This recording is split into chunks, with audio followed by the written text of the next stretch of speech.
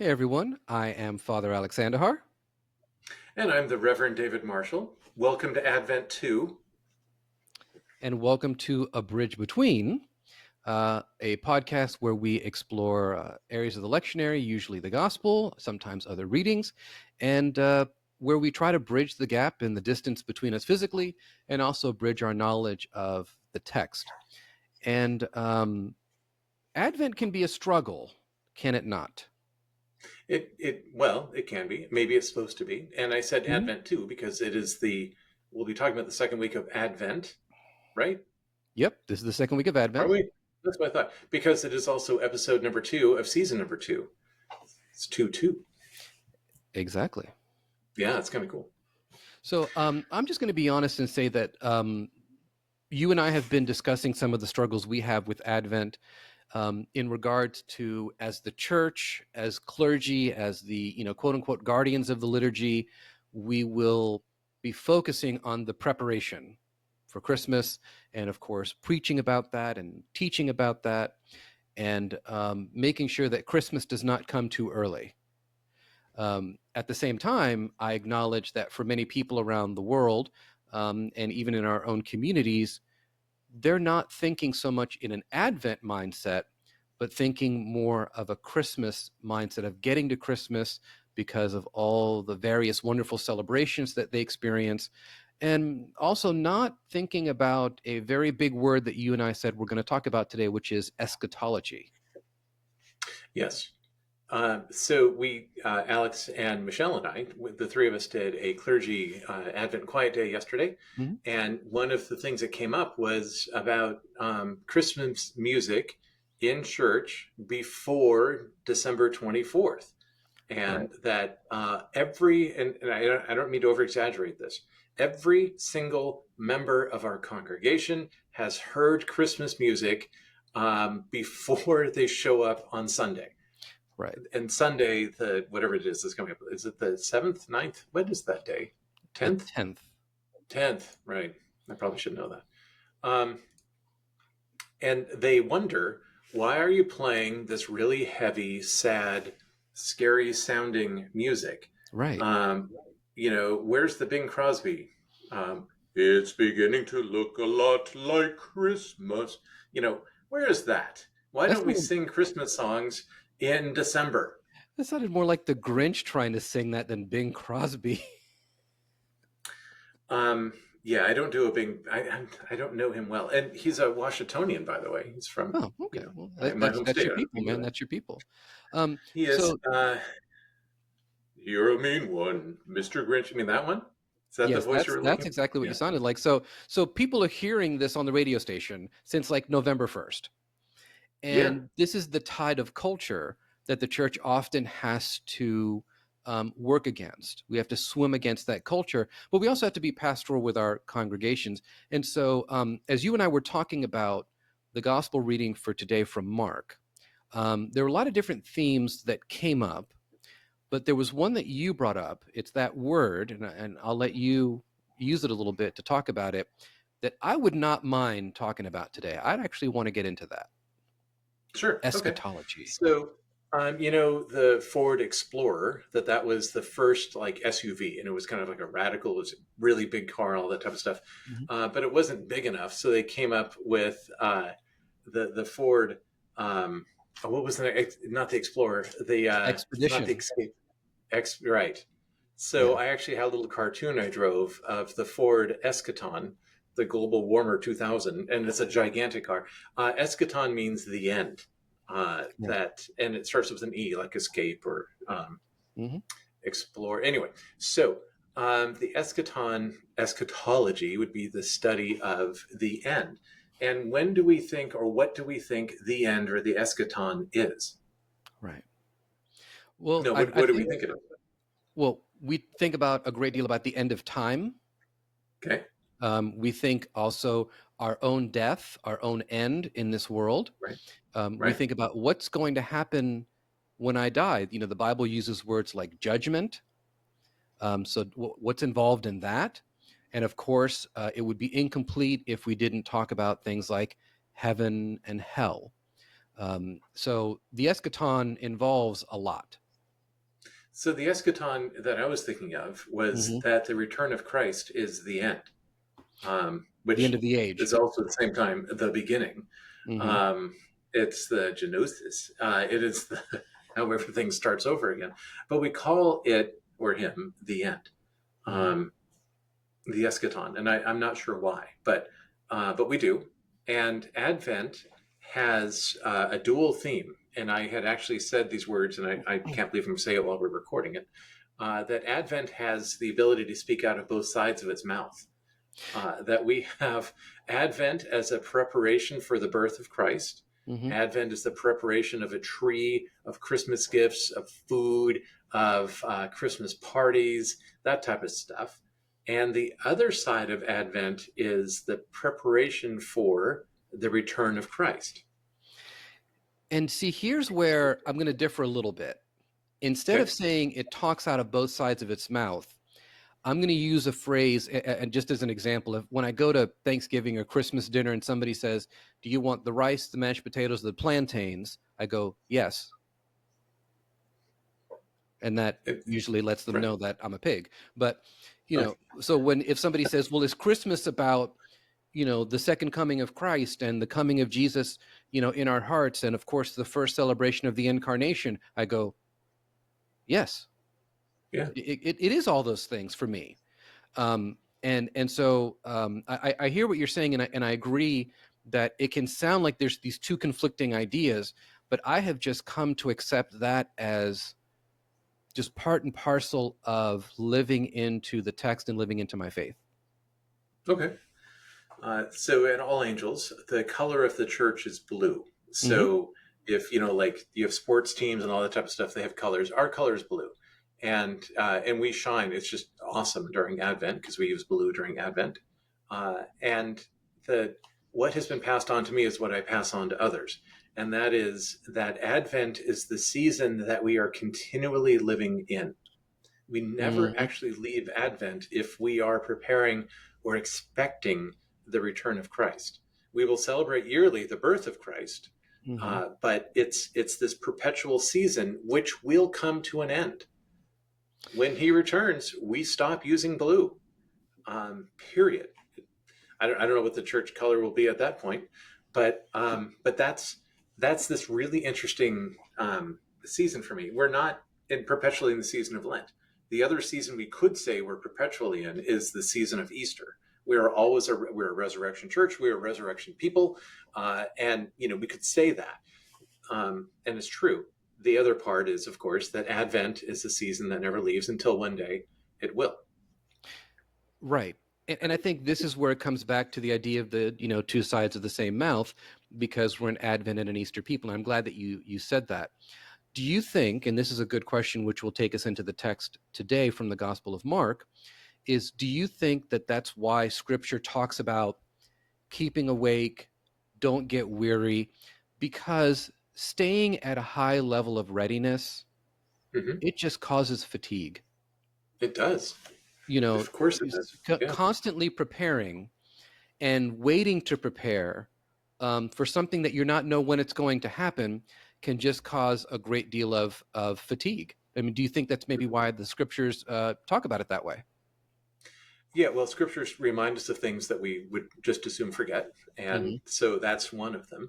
I may have told you this before, but my dad was a teacher. He had friends that are teachers, and the physics teacher at high school, physics teacher, did this thing during the summer, and they would go test alarm systems for nuclear facilities. And at the time, Washington State had quite a few nuclear reactors and things, still does. But so his favorite way to test it is to find one spot on the fence, and always at the same time, it was like 1:20 in the morning, they would go and they would set the alarm off on that fence, and then they'd all rush out with the lights. They would look to see who was trying to get into the fence, and then the next day at 1:20 in the morning, they would hit the fence again, set the alarms off. But what happened over a period of time is that less and less cavalry would come out to check, Yeah. and more they would say, we obviously have a system failure. We have something that goes wrong with the fence every day, every morning at 1:20. And Yeah. so the morning that nobody shows up and the lights don't turn on is when they cut the fence and they walk in. Yeah. and then they say you have failed your test, and that the response is every time that that fence has an alarm, you must respond. But there's fatigue, and we have been, let's say Jesus died and resurrected in the year 32, and this is the year 2023. We have been doing this for a long time of Hmm. expecting the return of Jesus. And what if this was the Christmas when Jesus touches the fence Right. and none of the alarms go off, right? What if this is, we're like, I'll sleep in on this one. Exactly. And there's a point that I want to make about that specifically. Do you mind if I go ahead and read the part of the text I'd like to use today? Go for it. All right. Yeah, I get to read today. Okay. Well, you know, it's season 2. You should read. Yeah. I should read more. Okay, so this is Mark chapter 1, verses 1 through 8. And the beginning of the good news of Jesus Christ, the Son of God, as it is written in the prophet Isaiah, "See, I am sending my messenger ahead of you, who will prepare your way. The voice of one crying out in the wilderness, prepare the way of the Lord, make his paths straight." John the Baptizer appeared in the wilderness proclaiming a baptism of repentance for the forgiveness of sins, and people from the whole Judean countryside and all the people of Jerusalem were going out to him and were baptized by him in the river Jordan, confessing their sins. So, the reason that strikes me as part of what we're talking about is they felt an urgency because John was saying this is imminent. Mhm. And it was imminent because Jesus appears shortly after in the text. Yes. I believe that for us as Christians, it can't just be about the second coming. It has to be about the urgency of preparing for what might happen to my soul today. So, not just about when Jesus touches the fence, but possibly that I will meet Jesus before he comes to touch that fence. So maybe if we expressed it that way, maybe if we shared a little bit in that context, we might reclaim some of that urgency. What do you think? So tell me more about um, that this might be the day. And you're talking about our mortal life of when we die, Hmm. Yeah, right? right. Um, so, since I'm on this theme of talking out of both sides of its mouth, Hmm. you ready to talk about the Bible? This might get edited, folks. I think when it comes to our death, I think the New Testament speaks out of both sides of its mouth. Um, because there is one theological idea that when we die, we sleep. We go on the ground, we wait. Yeah. And then we won't know the passing of time. Hmm. But when the trumpet calls, when Jesus returns, then all are brought up. So the New Testament has that strong theology within it. Right. You then have the thief who repented, who was hanging on the cross near Jesus, and he Hmm. said, "Today you'll be with me in paradise." Okay. So we have these two competing notions of when we die, do we go to sleep when we wait, or is when we die we're immediately in paradise in heaven?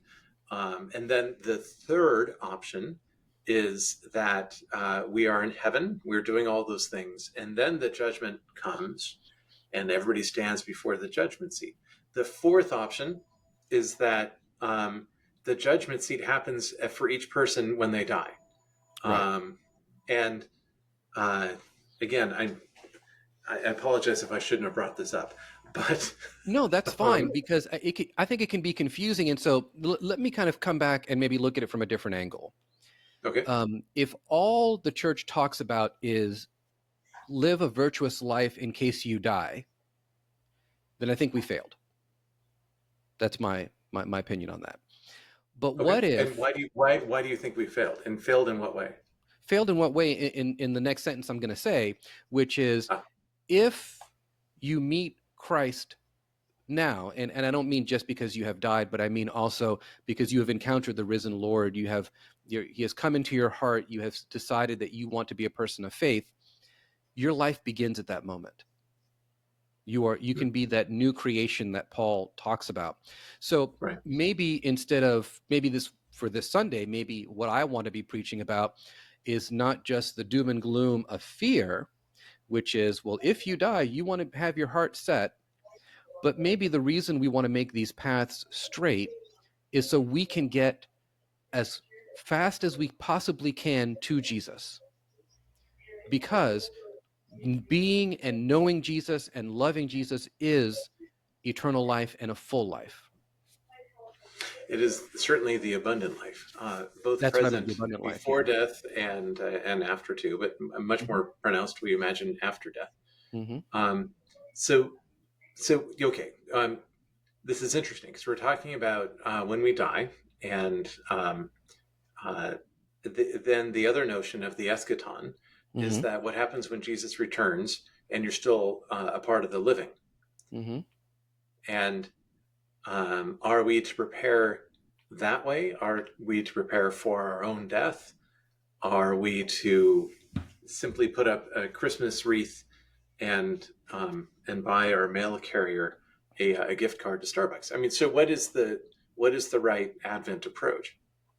Well, I think the right Advent approach is, let's look at what Isaiah said, which is make the paths straight. Um, to me, what that means is remove obstacles that are present between me and God. And sometimes an over hyper focused approach to Christmas that is materialistic can be keeping Right. me from God. Relationships that have been broken that I have never sought to heal can be a stumbling block or a barricade between me and God. That's why this Advent season isn't just about preparation. I believe it's also about discernment. um, where am I in my life, in my relationship with God, and am I as close to God as I thought I was? Um, I, Right. So I now have lost track of how many different paths we have for Advent. um, that it's interesting that this all of this comes up. yeah. Um, and I'm going to throw one more thing. I'm going to throw one more thing in. And by the way, for all of those who listen to us to prepare your sermon on Sunday, we're giving you all sorts of toe holds and hand, right? There's Hmm. all sorts of things you can climb on with this. Yeah. And the rest of you that are listening, this may sound completely disjointed. So my apologies. The other interesting thing for me to look at is that, and this is something that Alex and I were talking about before we hit record. Um, the the gospel begins with the beginning of the good news of Jesus Christ, the Son of Hmm. God. Yep. So the beginning of the good news, the eulogion, which I don't think I'm pronouncing correctly, but that's the Greek word. It's actually it's a Roman word that's used to describe the peace that the emperor has won for its people. Hmm. That in their day and time, that the emperor has squashed whatever group it is, and that they celebrate the good news of this type of peace. And the peace came, as we've talked about before, it became at the end of a sword. That came at great government repression, is another way to put it, and that the Roman occupying army within, but it's they would refer to as Israel, it's Palestine, of where Jesus was, that they kept hearing the good news of the Caesar, of the emperor, is that we have squashed our enemies. And this is a different type of good news, that the path that leads to moral decay Hmm. and moral rot is wide open. It has a slight decline. Everybody can walk on it. And that the peace that was won for them was the peace won by an army. It wasn't a gift to them, it's a way of keeping the people in line. The good news of Jesus Christ is the narrow path. It is the harder one to follow. It is a virtuous life. It is living and loving and sharing joy and giving peace, and not peace at the end of a sword, but peace is the peace that Jesus gives, not as the world gives. And so we have these two competing good newses at in the day and time that Mark was writing this, and that I think it's okay in Advent for us to have two competing. Is it about the birth of Christ, or is it about the return of Christ? Is it about preparing ourselves for our own death? Is it about following and creating a pathway to get things out of our way to make it clear and simple? And as Alex would say, I will have the rice. I will have the beans. I will have the plantains. It Amen. could be about all of those things. So, So I was writing something down, and I think this is probably the lane that I'm going to go with for this Sunday, because you talked about good news. mhm. The good news is that God didn't want to wait for us to get to Him, but rather sent Christ to come to us. Oh, that's good. Hmm. And part of that is making a path because it's choice. We have the free will about whether or not to allow Christ into our world, big W and little w, you might say. And Hmm. so perhaps this Advent season in making a path is that we don't have to wait and keep pushing off for Christ to one day, for us to one day encounter Christ. He's eager to encounter us now. You know, maybe that's the direction I want to go. That's beautiful, and we are many days away from Sunday. So if that's quite a gift that you have, if you already know what you're preaching on, I Yeah. really like it. Um, it also reminds me of an Advent hymn that I would love to sing in church, but probably nobody would sing it. You ready? You've heard it before. Okay. You better watch out. You better not cry. Better not pout. I'm telling you why. Make your path straight because Jesus is coming to town, right? That that is an Advent theme. He's making a list, checking it twice. Wonder who's going to be on the book of life. Jesus, right? He sees you when you're I'm sleeping. good. I'm good. I'm good. I'm good. He I'm good. knows when you're awake. He So, knows if you come on, sing it with me. Been bad if or you've been good, mad so or be good, good for good for goodness goodness sake. sake. Right. It also So, reminds me of the movie Elf, one of my favorite Advent movies. So so let's bring it back here because this is kind of the last part of our episode I here. don't think Let's we can. I think we have lost complete control. no, I have become adept at bringing us back, and I'm going to bring us back for that last thought, and Last gasp. it's the last thought, and it's this: um, Advent can be a confusing liturgical church spiritual season, but I think it's because oftentimes I will seek to create this season in my image of what I want out of it. That's why sometimes I don't know. It's always a good idea to ask somebody, "What are you getting out of this Advent season?" I don't know if that's Mhm. the right question. So instead of asking, what am I going to get out of this particular liturgical season, perhaps ask, in what way am I allowing God to work in my life during this season? And that it goes hand in hand with the making the paths straight. Cut out all the dead ends, remove the boulders, flatten things, and create that lane for Christ to walk through to get to our hearts. That to me is what I think we're trying to get to. I appreciate that. I think that's. I think it's very, very good. Um, so, and it's something that is highly individualistic.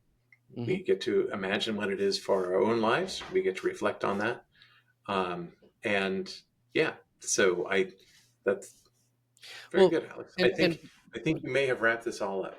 but also, yes, it's individualistic. But if we begin to realize that it's also for the world, that how am I making a path straight, not just for me, but for those around me? I don't want to be that stumbling block that prevents somebody from drawing closer to Christ during this season. Right. So my Right. my attitude and the way that I walk and talk and share with people truly do matter. It does. It does. And when we remove stumbling blocks, we help others have a Merry Christmas too. So before the season of Advent is over, before Christmas comes, look for our album to drop on our Christmas album. We're going to modify all the popular Christmas hymns to and Christmas popular songs by Dave. He's going to record them, and we're going to change the words to make it Jesus-y. to make it Jesus-y. Jesus, see, It's beginning to look a lot like like Advent, Jesus. whether you're in purple or blue. See, look at this. It's just going to flow naturally. So Oh we're my going to get gosh, it's just, we're yes. going to get to work on that, and we will thank everybody who listens. Hopefully, you are seeing something occur in your hearts during this Advent season, and you and your families and your parishes. And don't forget to like and subscribe. Leave a comment. Enjoy season 2. Go back and watch season 1 in case you want to see some fun stuff. And we'll catch everybody in the next one. God bless. God bless.